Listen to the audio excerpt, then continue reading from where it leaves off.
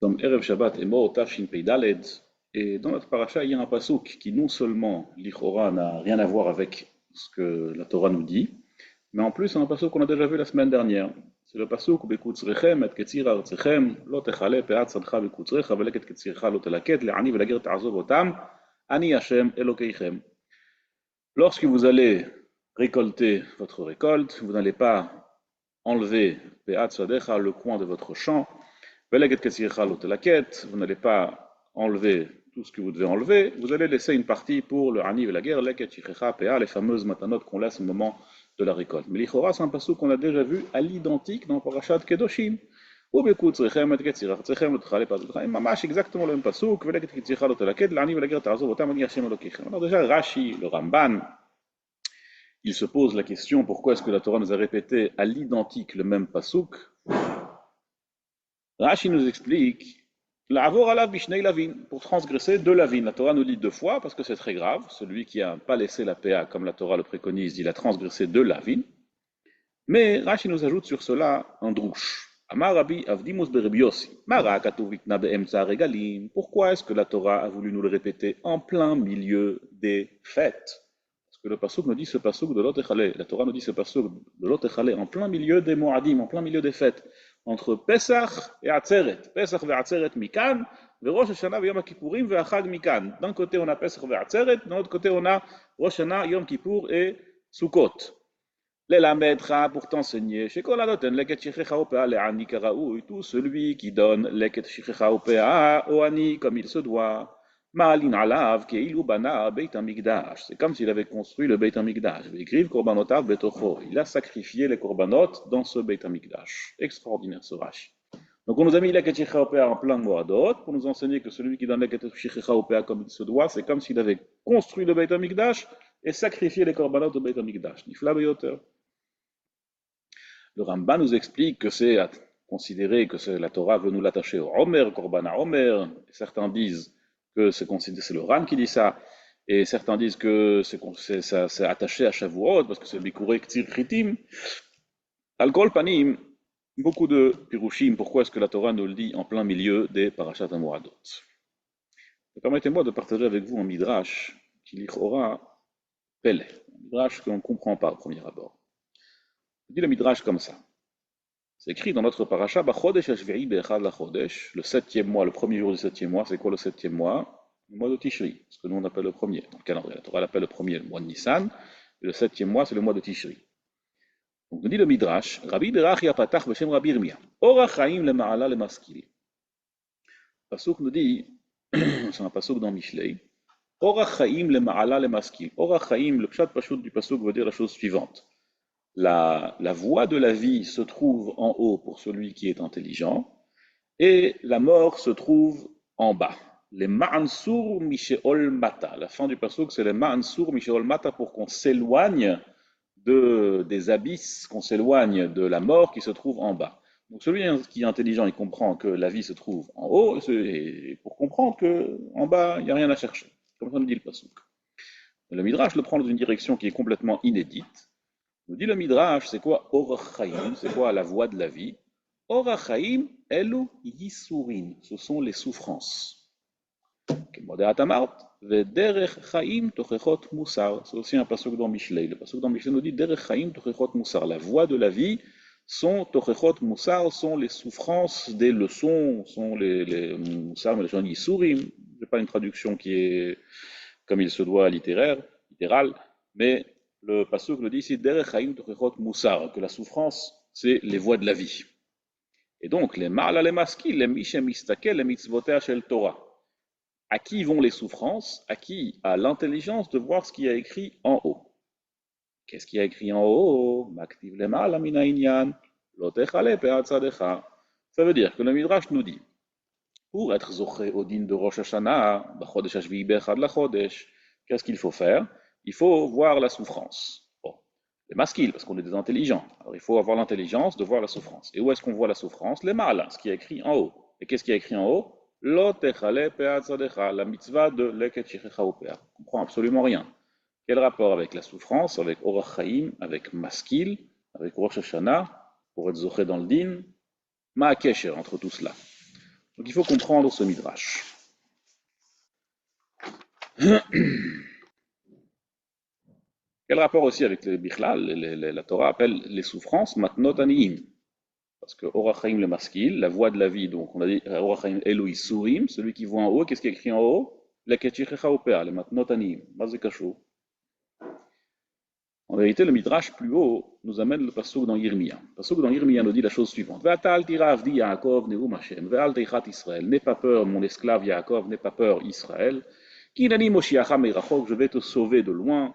Ve'etzaracha meretz shivuyim, mais je vais sauver ta descendance d'un pays où ils seront exilés. Ve'shav Yaakov, ve'shakat ve'shanan ve'ed machrid, et Yaakov sera en silence, qui itra anil oshiacha, parce que je suis là pour te sauver. Et Chazal là-bas nous explique dans le Midrash pourquoi est-ce que Akadosh Baruch Hu nous promet de ne pas avoir peur, qu'on peut être tranquille, qu'il va nous sauver. Tout ça, c'est à cause du pasuk Bachodesh vi be'echad la chodesh. Rav Nachman là-bas nous explique dans le Midrash pourquoi Altira Avdi Yaakov qui esechala lekol hagoyim asher rafitzoticha sham. Et le Midrash nous explique Umot haolam she'ein mechalin sadotehem, les peuples du monde qui éliminent tous leurs sadot, qui prennent tout ce qu'il y a dans leurs champs. Aniose Sekala, eux je vais les exterminer. Puisqu'ils exterminent leurs champs, alors ils méritent d'être exterminés. Tandis que vous, chez vous, c'est l'otechale pe'atzadcha bekutzrecha, vous n'exterminez pas vos champs, vous laissez un peu de PA. Alors chez vous, loe Sekala, chez vous, je ne vais pas vous exterminer. Qu'est-ce que je vais vous faire? Pe'isarticha, je vais vous faire un peu souffrir. Je vais vous faire un petit peu souffrir dans ce monde-ci pour pouvoir vous nettoyer pour le monde futur. Donc on voit que maintenant, les cadeaux qu'on donne aux pauvres, ce sont des cadeaux qui nous permettent de nous sauver de l'extermination, comme il y a pour les goïms, comme Akadosh Baruch Hu le promet dans le passouk de Yirmiyah.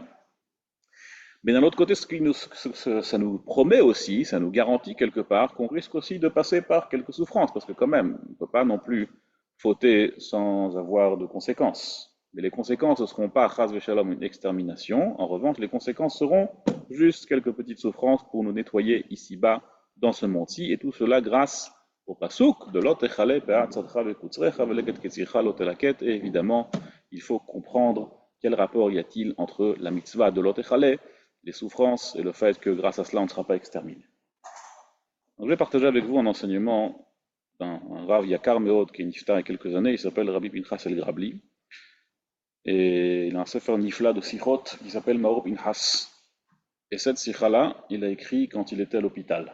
Il est niftar jeune, il est niftar à 58 ans. C'est un grand Talmid Chacham, un grand Aveda. Je garde une yeshiva qui s'appelait Maor Talmud. C'est en français d'ailleurs, ce Rav. Mais un grand Talmid Chacham. Donc je vais partager avec vous une idée qu'il a écrite dans une des sichot quand lui-même était sur un lit d'hôpital. Il dit comme ça, en vérité, dans Chazal se met voir qu'il y a deux façons de recevoir les souffrances. Il y a une façon qui est d'être mitraem al midotav shel HaKadosh Baruch Hu, de ne pas être content de ces souffrances. Ah, pourquoi est-ce que j'ai ça? C'est pas juste. Ma vie, elle est triste, elle est dure, elle est difficile. J'arrive pas à travailler comme ça, j'arrive pas à étudier comme ça. Et ça, bémet, c'est pas bon. Ça, bémet, c'est pas bon. Il y a une autre façon de recevoir les sourim, c'est de recevoir les sourim avec amour, avec compréhension. De comprendre que ce sont des choses qui nous rapprochent d'Akadosh Baruch Hu, que les difficultés qu'Akadosh Baruch Hu nous envoie, c'est pour nous rapprocher de lui. En vérité, le Mahamari Chazal sont nombreux sur l'importance des sourim. Tout le monde connaît ce que la Gemara nous dit, Masechet Kiddush Indaf Mem, en bout de bête, la Gemara là-bas nous dit que les Madomim, Tzadikim Ba'olam Hazeh, à quoi ressemble au Tzadikim dans ce monde-ci, il ressemble à un Ilan dont les racines sont Makom Tahara, Venofro le Makom Touma, ses racines sont dans un Makom de pureté et ses branches vont dans un endroit d'impureté. Donc qu'est-ce qu'Akadosh Baruch Hu il fait?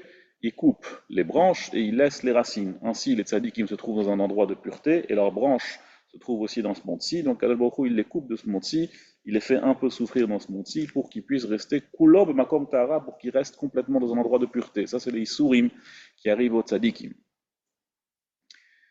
Il y a un phénomène intéressant qui est rapporté dans l'Yerushalmi, mais il se rapporté aussi dans la Mechilta, qu'il y a des Isurim qui s'appellent Isurim chez l'Ahava, il y a des Isurim qui ne sont pas chez l'Ahava, il y a des Isurim qui sont d'amour et des Isurim qui ne sont pas d'amour. C'est quoi Isurim d'amour? Alors là-bas, la Mechilta nous dit Comment est-ce qu'on peut reconnaître c'est quoi des Isurim chez l'Ahava, Kadosh Baruch Hu nous aime, qui est Asher Yehav Hashem Yochiach. Celui que Kadosh Baruch Hu il aime, Hashem le châtira. Alors, ça vient pas de nulle part, ce fameux dicton qui aime bien châtie bien. Le Yerushalmi, la Mechita nous dit que si il y a Bitul Torah, si on n'arrive pas à étudier la Torah, alors ça veut dire que c'est pas Isurim chez l'Ahava. Mais si malgré toutes les souffrances, on arrive quand même à étudier la Torah, ça s'appelle Isurim chez l'Ahava, c'est des Isurim qui est Asher Yehav Hashem Yochiach, celui que Kadosh Baruch Hu aime, Hashem châtie. Il faut savoir, si la Gemara Masechet Brachot, la Gemara nous dit, Rabbi Shimon Bar Yochai nous dit que Kadosh Baruch Hu nous a donné 3 cadeaux, et les 3 cadeaux ne peuvent être acquis qu'à travers Yisurim, Torah, Eretz Israël, Olam Haba. On ne peut pas acquérir ces 3 choses sans Yisurim, on ne peut pas acquérir ces 3 choses sans souffrance. Il y a des choses que Kadosh Baruch Hu nous a donné, le ticket de caisse, nous a donné le price tag, avec quoi qu'est-ce qu'il faut payer, le prix, le tarif. Le tarif, c'est Yisurim. Celui qui veut acquérir Torah, Eretz Israël, Olam Haba, qui sont quand même 3 choses relativement importantes, on est obligé de passer par Yisurim, en malasot. Il y a des ma'alot qu'on ne peut acquérir qu'à travers Isurim. Ça, c'est me forage dans Tehilim. C'est manienne, parce qu'il y a par exemple le Tehilim qui commence Mizmor le David, Tfila le Ani, Tfila le David. Donc, dans ces Mizmorim, c'est me voir que c'est des Mizmorim qui peuvent être dits seulement par quelqu'un qui est arrivé à la darga de Moshe, à la darga de David. Et il y a une Tfila, Tehilim Koufbet, Tfila le Ani. Il y a une tfila qui peut être dite seulement par celui qui arrive à la darga de Ani, qui est seulement celui qui arrive à la darga de souffrance. Ani, il peut y avoir plusieurs sortes de Ani, pas seulement dans l'argent. Et donc il y a un rapprochement dans le Ani qu'il y a vis-à-vis de la Kadosh Baruch Hu qui lui permet d'arriver à ce niveau de tfila. Ça, c'est la deuxième catégorie de Isurim. Mais ça, c'est si on reçoit les Isurim, Be'ava, Be'emuna, qu'on comprend que c'est la Kadosh Baruch Hu qui nous les envoie, qu'on ne soit pas Chas Shalom Mitraem, Al-Midotav chez la Kadosh Baruch Hu, qu'on comprend que c'est en vérité une voie pour arriver à un niveau spirituel plus élevé que ce qu'on est aujourd'hui. C'est pas évident, c'est sûr. C'est vraiment pas évident. Mais ça fait partie de notre avoda. La Gemara de Baba Batra, d'Afiud Amud Aleph, la Gemara nous raconte une discussion qu'il y avait entre Tournus Rufus Aracha et Rabbi Akiva. Tournus Rufus, il demande à Rabbi Akiva, il dit, je comprends pas. Kadosh Baruch Hu, il a choisi qu'il y ait des pauvres. D'accord? Et vous les nourrissez? C'est pas logique. Imaginez un roi qui envoie un esclave dans les oubliettes. Okay. Il veut lui faire souffrir, il le met dans une oubliette, sans qu'on lui donne ni à manger ni à boire, qu'il pourrisse là-bas, qu'il meure, comme ça se faisait à l'époque. Et quelqu'un vient, il transgresse la volonté du roi, et il va et en cachette, il lui donne à manger et à boire. Est-ce que le roi, il va être content? Évidemment que non, il va être pas content du tout. Il a dit, qu'est-ce que vous faites, vous? Vous donnez des matanot aniim, leket shichecha, peat, daka, maaserani, tellement de cadeaux que vous donnez aux pauvres, alors Kadosh Baruch Hu, il a décrété qu'ils sont pauvres. Et nous dit là-bas, pour Nusrouf ou Saracha, qu'il ibn Israël Avadim. Vous êtes considérés comme Avadim, parce que le Torah nous dit qu'il ibn Israël Avadim. Et donc, puisque Kadosh Baruch Hu, il s'est mis en colère sur certains Avadim, il les a rendus pauvres, il les a châtiés, comment est-ce que vous osez transgresser la volonté de Kadosh Baruch Hu? Lui répond Rabbi Akiva, oui. Imagine, il y a un roi qui punit son fils, et qui le met aux oubliettes. Et que quelqu'un transgresse la volonté du roi et lui donne à manger et à boire, est-ce que le roi va pas être content? Non, bien sûr qu'il va être content, ça reste son fils. Il veut qu'on transgresse sa volonté, il veut châtier son fils, mais il veut pas non plus que son fils meure de faim. Et puisque banim atem la Hashem Elokeichem, et puisque nous sommes aussi kruim banim, mimeile on a le droit de transgresser. Il faut comprendre quelle est la machloket, évidemment entre guillemets, entre Rabbi Akiva et Tournus Rufus. L'un dit avadim, l'autre dit banim, les deux sont vrais. La Torah appelle, nous appelle parfois avadim, parfois banim. On dit dans la vie de Malkeinu, que banim, que avadim. Donc on va essayer de comprendre cette discussion qu'il y avait entre Rabbi Akiva et Tournus Rufus rapidement, et grâce à cela on pourra comprendre le midrash qu'on a évoqué tout à l'heure. Il y a une vision, bon, par hasard, il n'y a pas d'hasard, mais c'est en Inde, il y a ce qu'on appelle les castes. Je ne sais pas si vous connaissez. Alors évidemment, c'est à l'extrême. Mais là-bas, il y a une vision du monde comme quoi les castes, Kadosh Baruch Hu, il a décidé qu'il y ait une caste qui soit pauvre, qui soit démunie. Eh bien, c'est la volonté divine que cette caste-là reste démunie. C'est une mitzvah de ne pas donner de tzedaka, c'est une mitzvah de les humilier, c'est une mitzvah de les faire souffrir, parce que c'est la volonté divine. Comme ça, ils ont une vision du monde. Bon, évidemment, c'est une extrême. Dans un endroit un peu plus civilisé comme ici, alors on fait attention, plus démunis, on a un peu de pitié. Mais malgré tout, l'Ichora, on les aide, a priori. Mais malgré cette vision, c'est une vision de pitié, c'est une vision qu'on les prend un peu de haut, même si on essaye de montrer un peu de compassion. Mais c'est sûr qu'en aucun cas, on va voir ça comme une ma'ala. On va pas voir une ma'ala comme le fait qu'ils soient démunis, le fait qu'ils aient cette souffrance. On ne va pas voir ça comme quelque chose qui les met au-dessus du reste de la société. Même si dans les civilisations où on aide les gens démunis, il y a quand même cette vision que la pauvreté c'est quelque chose de négatif. La pauvreté ou la souffrance c'est quelque chose de négatif, c'est quelque chose qui les met en bas de l'échelle, c'est ce qu'on appelle avadim. Ça c'est Tournousrouf ou Saracha.